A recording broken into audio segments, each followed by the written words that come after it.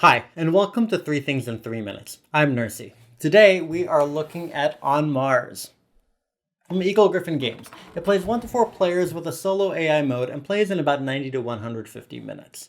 What it's about: On Mars is a heavyweight Vital Lacerda Euro game in which you're competing to colonize the red planet.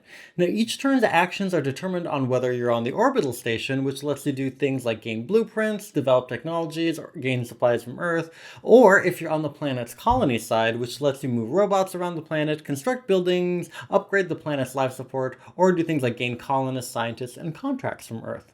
Now, at the end of each round, if the shuttle is departing, you can hitch a ride to the other side. Now, once players have completed all of the randomized missions or have maximized the life support systems of the planet, the game ends, and the players will then gain or lose points based on what they built, their technology and upgrades, and their completed contracts.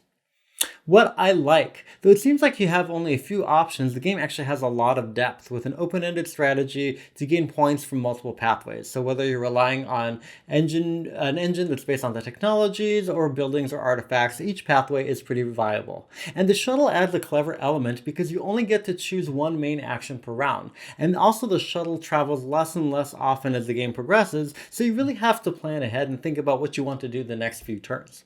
And the game is surprisingly attractive for a Mars game, thanks in large part to Ian O'Toole's reliably great art design, some lovely printed meeples, and well-designed player boards that help remind you of the game's many layered rules. The points to consider: this is a heavy game, and what looks like deceptively simple actions will give way to the complex layered turns for which the designer is known. So you have to keep track of each action's requirements, exceptions to its rules, and each of the multiple steps involved, as well as the bonus executive actions you can take, and so it can make your turns actually take quite long. And there are also some reminders printed on the boards throughout, but the number of steps and the reliance on language-independent icons means that you're going to have to reference the rules quite often, especially in your first few games.